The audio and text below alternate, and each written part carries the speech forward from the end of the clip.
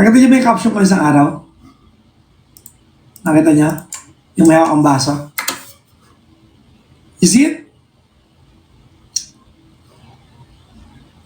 Nakita niya yung ano ko? Yung caption ko.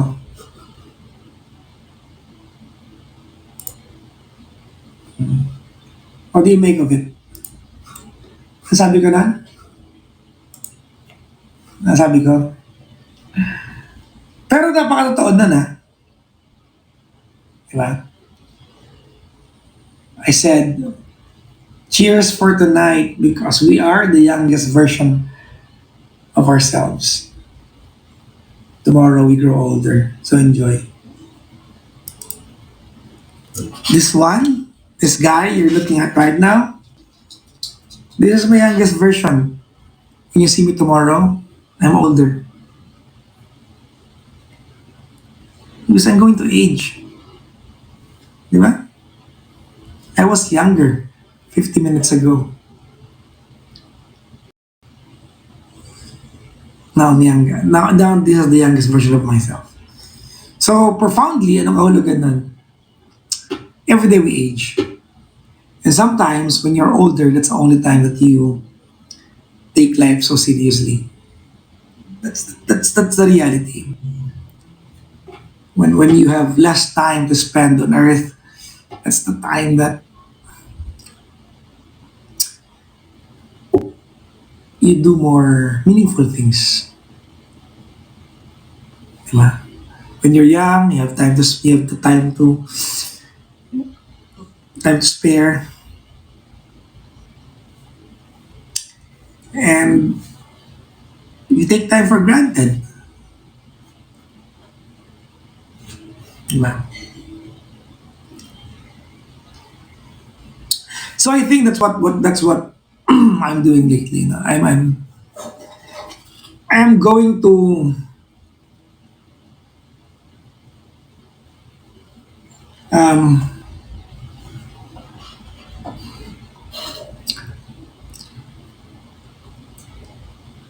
do majority of the things I do profoundly better. Meaning, mas pag-iisipan. I'll tell you one thing. Before nagkaroon ng mga mami sa booth ng Friday, there was one lola who's there almost every Friday. Siya yung mother ni Ate Baby, si Nanay Edith. No? Di ko alam kung alam ni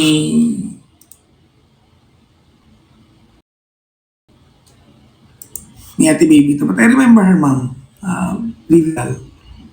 I remember Nanay Edith. No?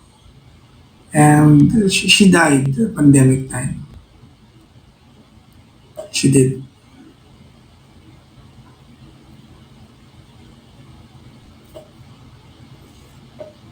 Diba?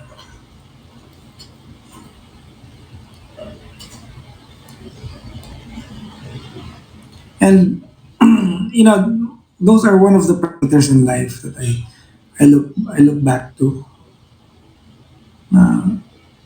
The people you spend time with will not be forever around. The Friday thing sa booth, a lot of you guys are there. There's no such thing as forever. Maybe the memories no, will be there forever, but there's no such thing as forever. You guess, yeah? Is this making sense or is this hurting anybody? Diba? Yeah, totoo yan. I will not be around forever. I will not be around forever. You won't be around forever.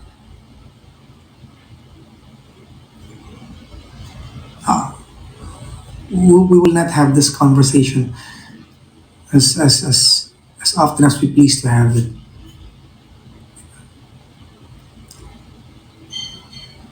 This is not a forever option. There's no such thing. And, well, sad truth, tama. Tama na. But, if you look at it from a different perspective, pag alam mo that your time is limited, you do more meaningful things. Di ba? Oo. You do more meaningful things. Pag alam mo na ang buhay ay, life is not guaranteed. You realize that life is not guaranteed. Ang buhay ay hindi, walang guarantee ang buhay. I might, di ba, I might be around today, might not be around tomorrow. You might be around today, and you might not be around tomorrow. Di ba? Life is not a guarantee. It's not a guarantee. So, alam nyo, I don't know. So I don't know. Siguro, Mami Olet, alam nyo to, di ba? I mean, as you grow older, di ba, you tend to look back No? What have I missed? No? What step or what steps did I miss? Di ba? When I was younger that I should have done. Mga ganun. Everything in life is temporary. Yeah. Very true, Mami. We are. Ako, kanina may nagtanong, di ba, si Rhino? Kung merong undo button, I don't think I'm going to change anything. Well, meron pala. But, hindi lang. So for example, siguro I'm going to change the decision of marrying someone. I guess, parami pala. Pero, I think it's a very dangerous proposition. Diba, to have that option of trying to undo the things you've decided on at that time that you thought were right. Otherwise, we take for granted all the decisions that we're going to make. Diba, kasi kung isipin natin, may undo button naman eh.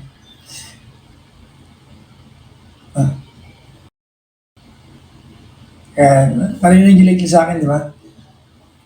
In life, sometimes we lose, sometimes we learn. Sometimes we win, sometimes we learn.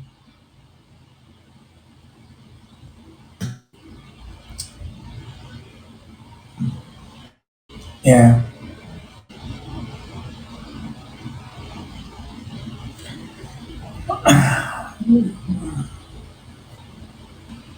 Sometimes things happen for a reason. Well, I mean, I think not sometimes. I think all the time things happen for a reason. Di ba? Time is not finite to us. Even the age of the earth relative to its place in the universe, it's not guaranteed a finite amount of time to exist. Did you realize that? It's not finite.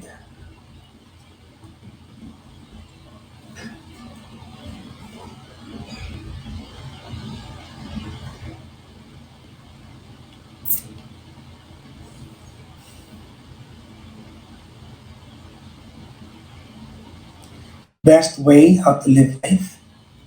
Advice? Have your heart in the right place. And yeah. You know what? I was having this conversation with Kara, and I will never forget what she said.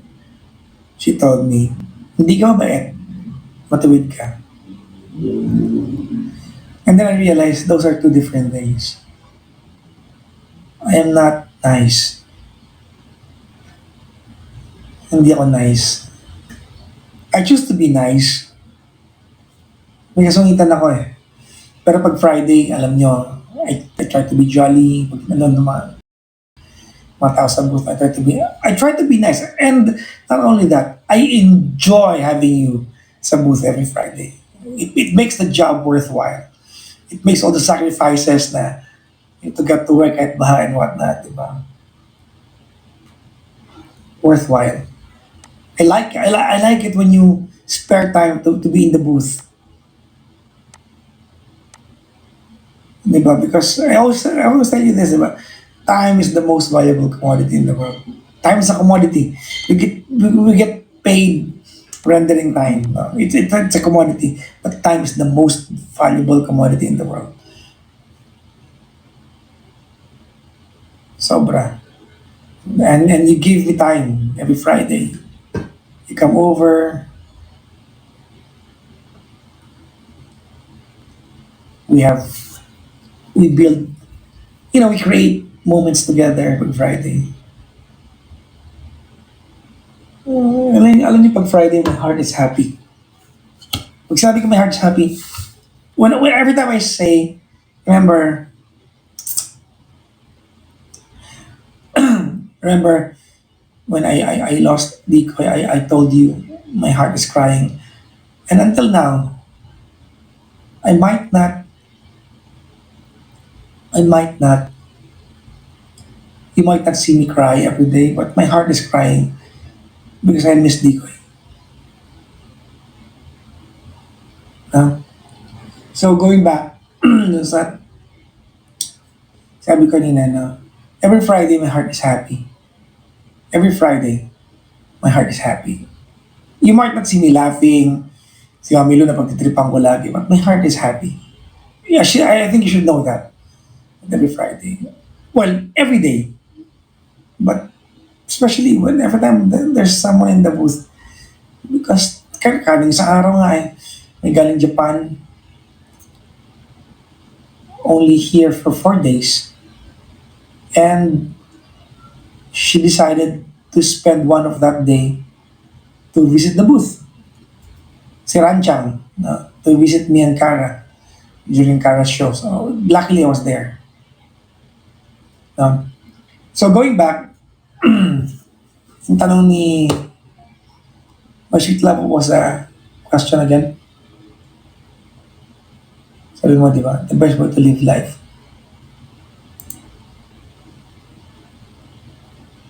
is to have your heart in the right place. We we will not always have the ability to smile. I think that it's human nature to frown, to cry, to not to not be enthusiastic of showing happiness sa ating mga mukha. But that's human nature eh. Di ba? That's called, di ba, rendering emotions, di ba? Hindi ka lagi magiging mabait sa paningin ng iba. But have your heart in the right place. Just have your heart in the right place. Because I think people can feel that. And I think, I don't know, I might be patronizing myself here. Makapagbubuhat ng bangko to. But I think it's what I have. I always have my heart in the right place. I have, it's not within me na, I don't have it. Wala sa akin yung malaman ng kapwa. Hindi ko siya I don't know. I always have it in the right place. I think, yung tanong ni My Sweet Love kanina, life, advice now to live life. Have your heart in the right place.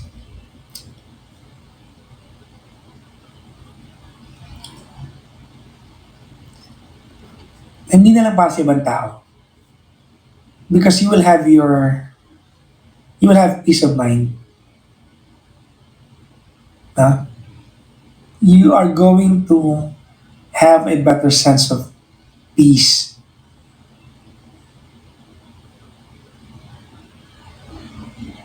Kapag your heart in the right place. Kasi you can say na, alam ko sa sarili ko wala akong ginustong masama para kahit kanino. And no one needs to validate that. Walang kailangan mag-validate yan eh. Walang kailangan magsabi sa'yo na tama ka o wala ka naman hindi siya mabuti. Pero pag alam mo sa sarili mo that your heart is in the right place, You can just tell yourself, I know.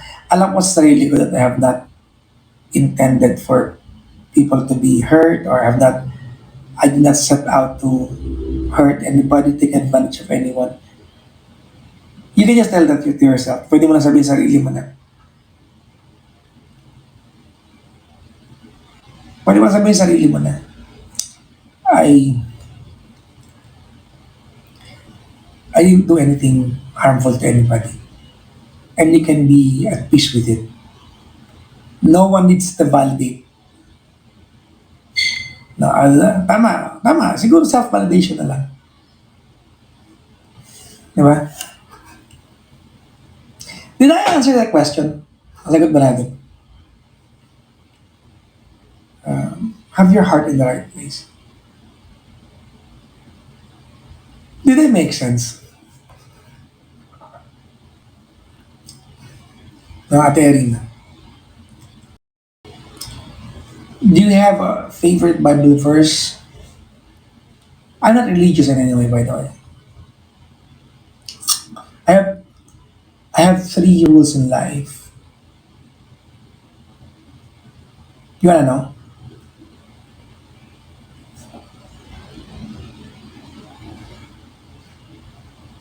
Number one, don't lie unless you're trying to save someone.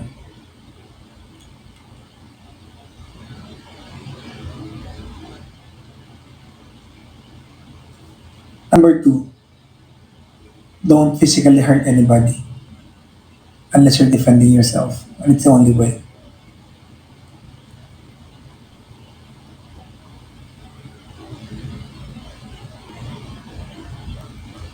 Number three, don't take what's not yours unless is the only unless it's unless the end will justify the means. So I live by those principles every day.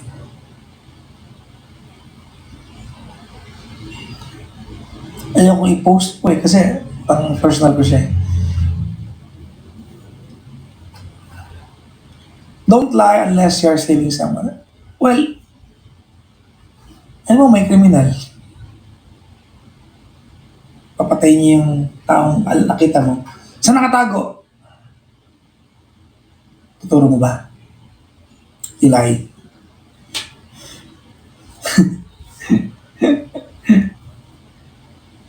Di ba?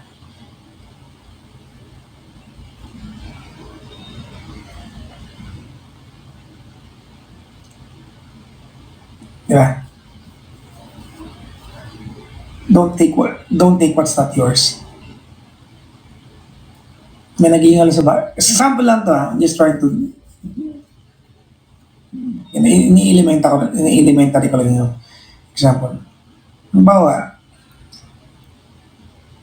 pag napansin nyo, hindi ko ginamit yung word na steal, no? Take lang ginamit ko. Don't take what's not yours unless the end will justify the means. Halimbawa,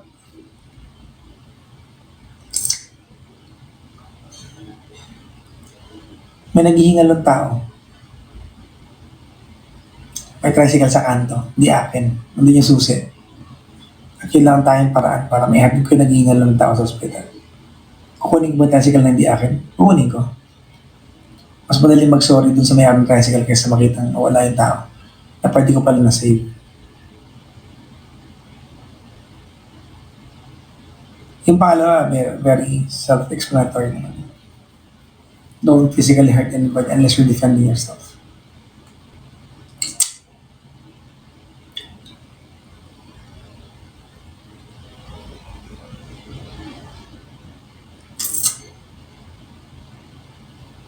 So I live by those principles every day. Every day. For a long time now. That's what I live by.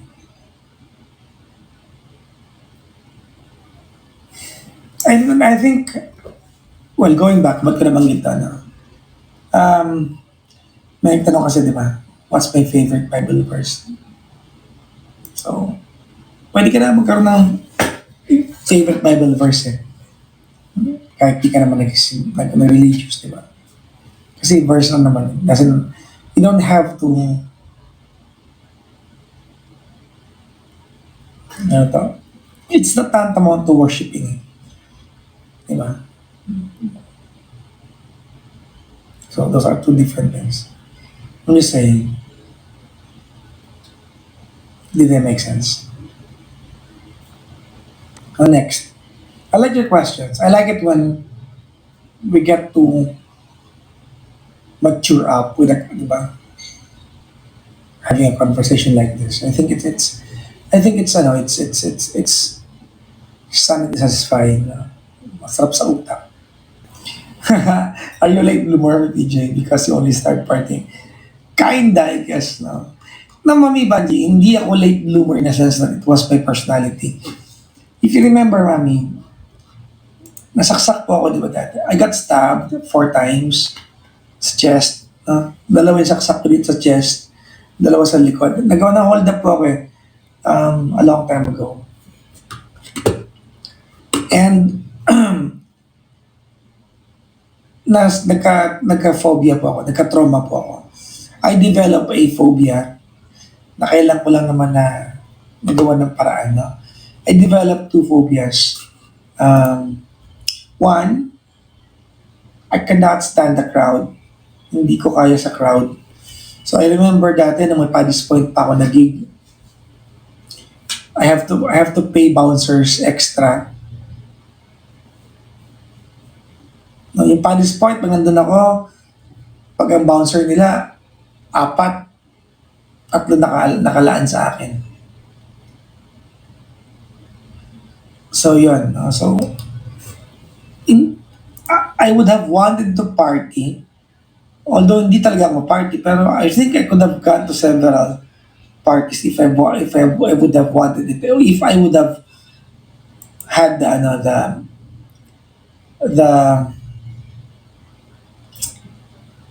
the strength. I didn't have money. So, isa rin po, hindi ako mahilig plus hindi ko kaya ng time na. It's only been Kara who took it away from me, yung fear na yan. No?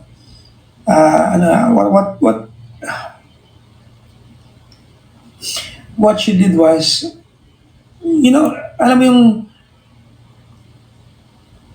she just convincingly asked me to be out in the public. And little by little, I didn't mind being public again. No? Una mahirap, sobrang hirap. Oh. No. And the second trauma that I developed was opening gifts. Tama, Ate Erin. So, nagka-trauma po ako sa pagbubukas ng regalo. That I still struggle up until today. Hanggang ngayon, I still struggle. Hindi pa rin ako, I'm still not comfortable or I'm still unable to open gifts. Hindi ko alam. I don't know kung I can ever work on it or I don't know. You can fault me. No, baka kasama kita. You can fault me for it. No? Pero hindi ko siya ginusto. Hindi siya ginusto. It's, I think, nung nasaksak ako, a part of my brain was rewired into fearing the surprise of opening gifts. So, if you go to my office, there are still boxes and boxes of gifts that I have not yet opened. So, unless magkita kami ni GK sa office, I'm going to tell her na, pabukas naman ako niyan. Yan na. Which is normally the case. So, am I working on it? Yes, I'm working on it. Of course, I don't want to be paralyzed by that fear. all my life. You have to help yourself out. Little by little. I'll get there. I'm sure. Diba? I'm sure. We've been together for so very long, but now things are changing. I wonder what's wrong since you don't want me around.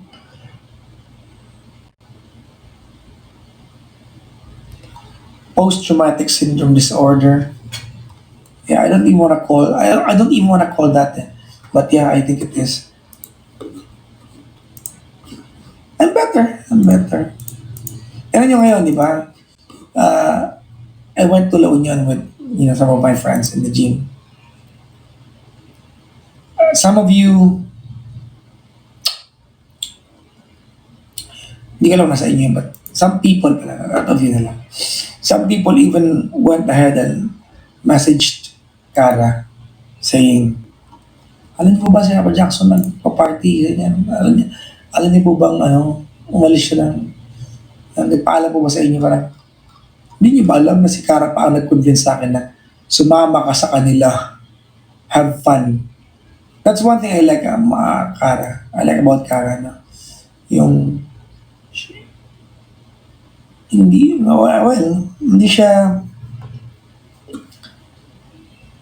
she will not nag you.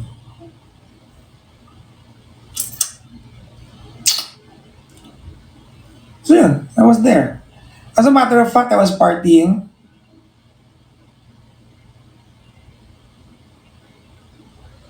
Di ba? And I was talking to her. I was telling her, saan dito ka? I think this will be more enjoyable. Di ba? Kung ikaw yung kaparty ko ngayon. And she was like, no, focus with your friends. Yan ka lang. I dealt with, you dealt with PTSD right now. Well, I'm glad that you dealt. No, past tense na. Hello, Marilyn.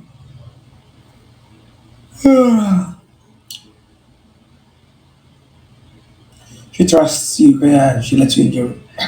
Ever since naman, hindi naman si Kara sa ganyan.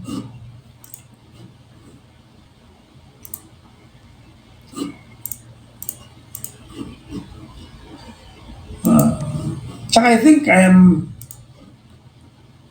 in that age where when I tell you that I know what I'm doing, you will believe me.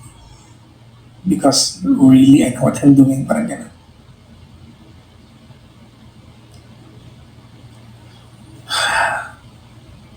Guys, I'll go to sleep na.